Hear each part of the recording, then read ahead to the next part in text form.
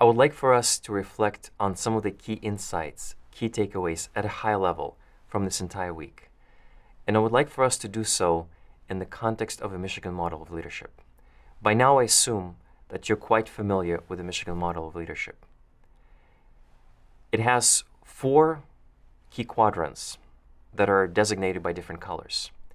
And these quadrants emphasize different tendencies in our leadership behaviors that have different premises behind them about what drives organizational effectiveness.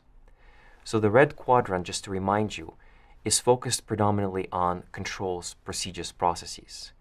The key driver of organizational effectiveness here is standardization, removing that risk and human element that comes with people doing jobs and different tasks.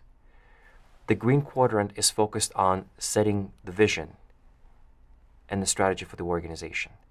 It's about brainstorming, envisioning the possibilities in the future. The yellow quadrant is focused on developing a collaborative community, developing that social fabric of the organization. The key driver of organizational effectiveness for yellow is investing in human capital. And finally, there's the blue segment. The blue quadrant is focused on delivering quick, tangible results, the bottom line, very decisive action. And I would like for us to think of the key insights in terms of setting effective goals in line with these 4 key quadrants of the Michigan model of leadership. Now, when we start by thinking about setting specific and measurable goals with a clear timeline, we're very much within the red quadrant. It's the focus on the process, on making sure that our goals are crisply defined, that they can be carefully measured with objective metrics, and they have a clear timeline attached to them. But it's also important to recognize that while this is a useful starting point, it's really dangerous to stop here. And we need to recognize, first of all, that goals need to align with the strategy and the vision of the organization.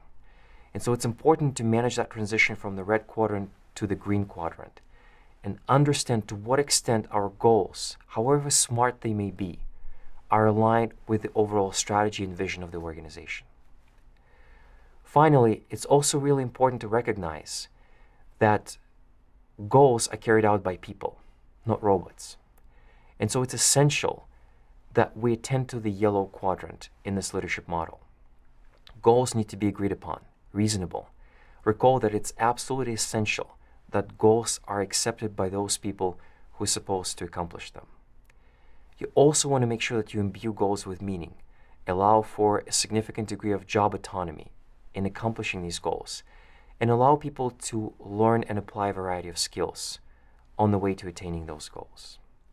One last insight is that when you think of setting effective goals, there are 2 key points of tension in setting effective goals. And it's useful to understand the tension in the framework of these 4 quadrants, recognize what these points of tension are, and actively manage them. The first point of tension is that between blue and yellow segments. It is tempting for us to set stretch goals, really aggressive goals. But it's really important to recognize that aggressive stretch and sometimes even specific goals alone can trigger unethical behavior. And more importantly, stretch aggressive goals can promote dissatisfaction. It is because we tend to focus on the gap between the aspiration level and what we've accomplished. And when we're faced with stretch goals, we're more likely to fall short of those goals. So keep in mind that setting aggressive stretch goals can give you immediate results, can give you that boost to performance. But the key point of tension is that that performance boost might not be sustainable. And the second point of tension is that specific goals can constrain our creativity, can constrain our ability to learn. And that's the tension between red and green quadrants.